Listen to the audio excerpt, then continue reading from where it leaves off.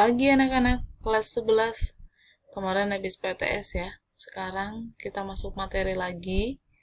Kalau kamu masih ingat materi 2 minggu yang lalu kan kita bahas tentang LBB, lanjut lagi PBB gitu ya. Nah, PBB di sini itu bukan lagi bahas latar belakang di bentuk tujuannya, terus lembaga-lembaga di dalamnya, bukan ya. Tapi di sini itu organisasi yang dinaungi oleh PBB. Kamu pasti suka dengar ya, organisasi apa aja di sini ya. Kita mulai ya anak-anak. Saya perbesar dulu. Oke. Nah, ini daftar isinya gitu ya. Apa aja yang bakal dibahas itu mengenai FAO, IA,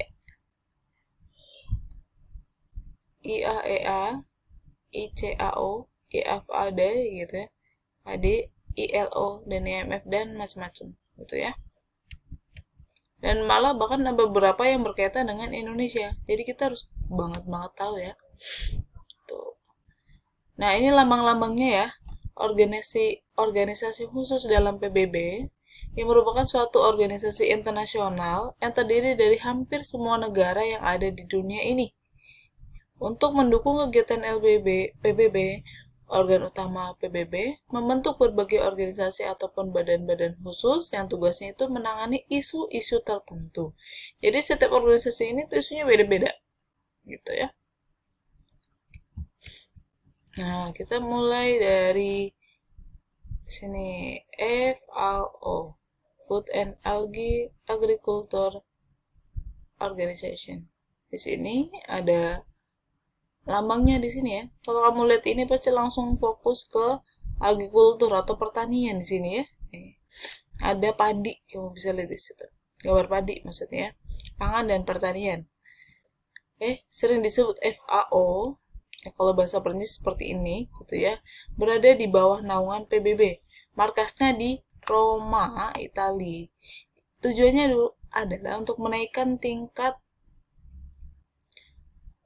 nutrisi atau taraf hidup, ya, meningkatkan produksi, proses pemasaran dan penyaluran produk pangan dan pertanian, mempromosikan pembangunan di pedesaan dan melenyapkan kelaparan.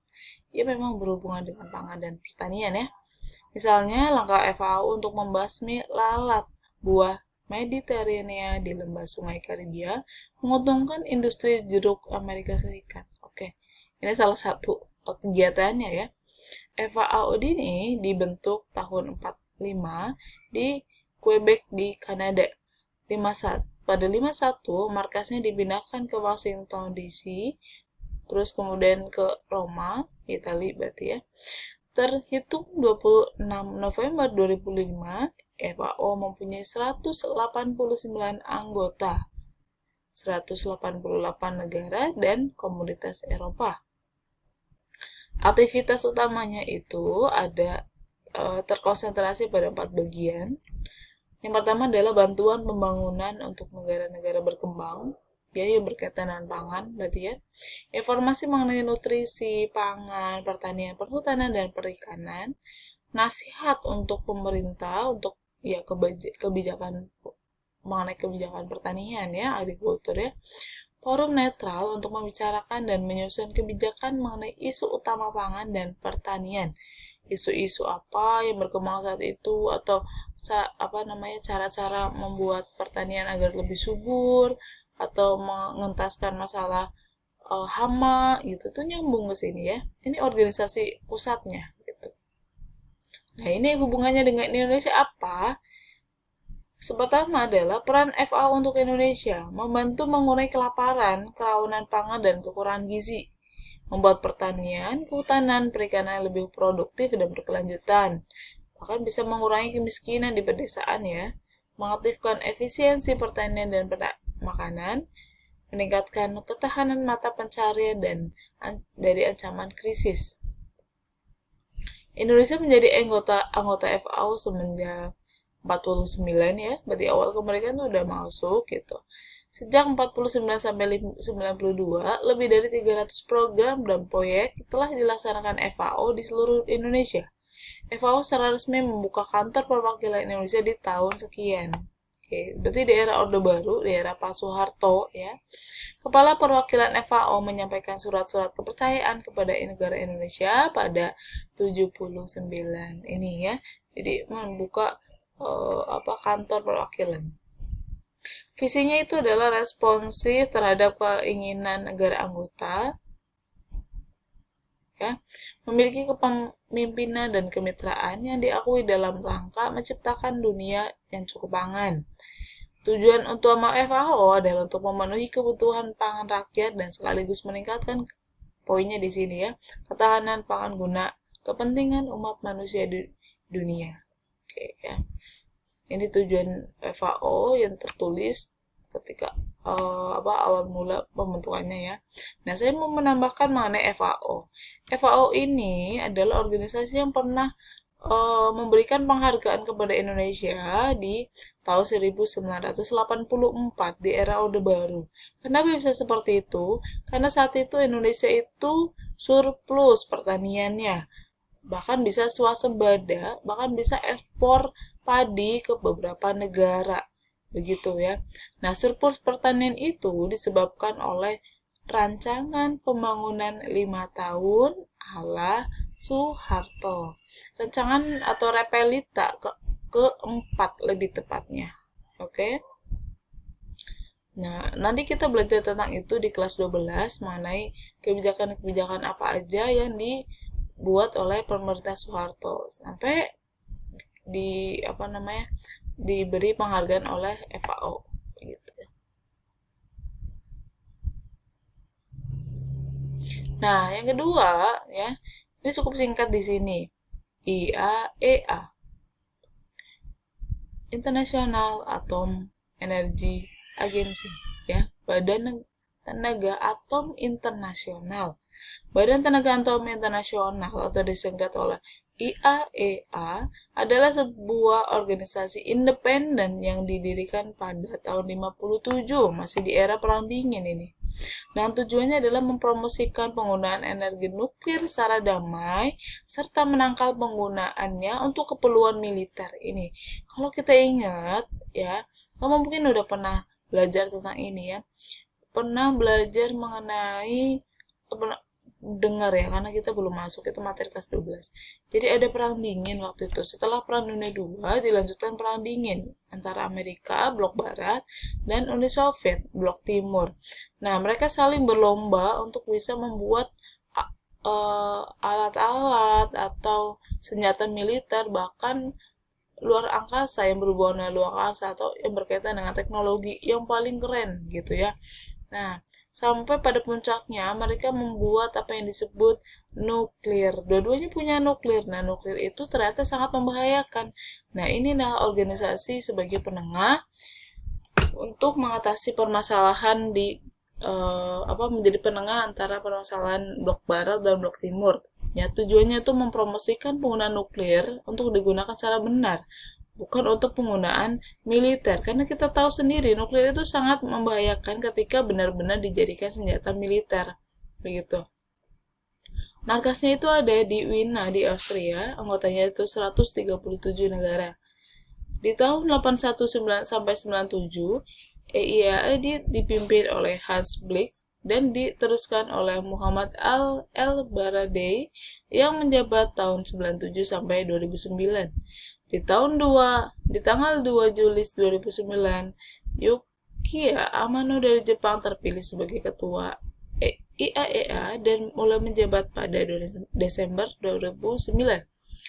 Pada tanggal 7 Oktober 2005, IAEA dan direktur jenderalnya kala itu adalah waktu itu ya masih Muhammad al-Baradei mendapatkan penghargaan Nobel perdamaian atas jasanya membatasi penyebaran senjata nuklir. Memang nuklir itu bisa dipakai untuk beberapa hal gitu ya, tapi sangat membahayakan jika benar-benar digunakan sebagai senjata perang gitu ya. Jadi harus ada organisasinya yang mengikat gitu ya. Ini organisasi yang kedua. Kita lanjut ke organisasi selanjutnya nomor 3, ICAO. ICAO ini di sini adalah International Civil Aviation Organization ya. Organisasi Penerbangan Sipil Internasional itu adalah sebuah lembaga perserikatan bangsa-bangsa. Lembaga ini mengembangkan teknik dan prinsip-prinsip navigasi. Pokoknya ada di sini ya, navigasi udara internasional, bukan dikatakan penerbangan di sini ya. Serta membantu perkembangan perencanaan dan pengembangan angkutan udara internasional untuk memastikan pertumbuhannya terencana dan aman. Dewan ICAO mengadopsi standar dan merekomendasikan praktik mengenai penerbangan, pencegahan gangguan campur tangan ilegal, pemberian kemudahan prosedur lalu lintas negara untuk penerbangan sipil internasional. Ini berarti berkaitan dengan penerbangan internasional ya. Asad Qotwit telah bertindak sebagai Presiden Dewan ICAO semenjak tahun 76, tapi dia mengundurkan diri di tahun 2009 gitu ya. Jadi memang nih kalau kita lihat ya, ini gambar dunia, terus ini lambang penerbangan ya. Biasanya saya lihatnya di ini pilot ya.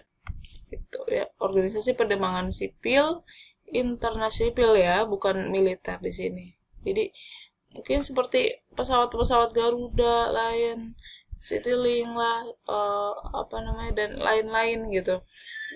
Itu tergabung dalam ICAO. Semuanya semua industri penerbangan di dunia itu tergabung dengan ICAO. Nah, dan selanjutnya ada IFAD ya. International Fund for Agricultural Development. Berarti berkaitan dengan agrikultur lagi di sini ya.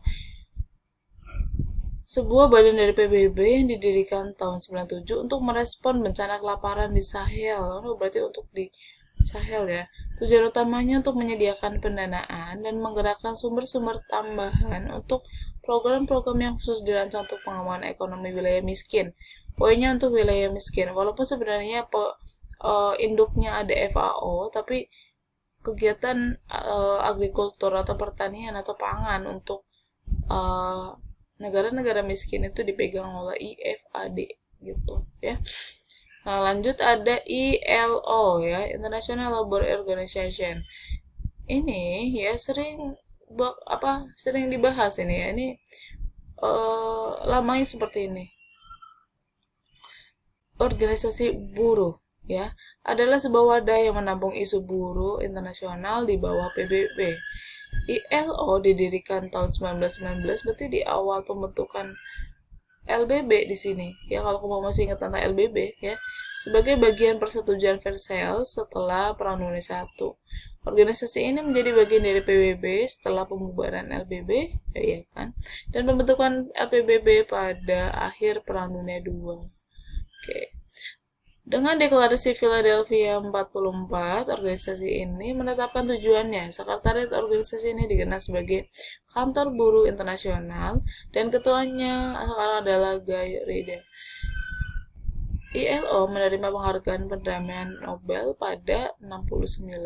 Indonesia menjadi anggota bagian dari ILO tahun 50. Ini masih eranya Pak Soekarno waktu itu. Oke. Jadi buruh-buruh itu mempunyai buruh-buruh di dunia itu mempunyai organisasi pusatnya ya, LBB yang menangani masalah-masalah buruh, itu isu-isu buruh gitu ya, jam kerja, jam kerja nasional, ukuran untuk wajib bekerja, umur maksudnya, itu diatur oleh ILO. Nah, selanjutnya ada IMF.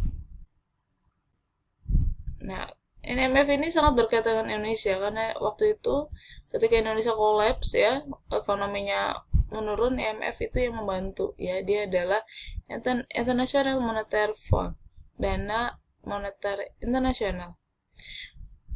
Oke, organisasi anggotanya 189 orang, tujuannya mempererat kerjasama moneter global, memperkuat kestabilan keuangan, mendorong perdagangan internasional, memperluas lapangan pekerjaan, bahkan ya sekaligus pertumbuhan ekonomi berkelanjutan. Markasnya itu ada di Washington DC. Kalian bisa baca sendiri di sini ya. Terima kasih.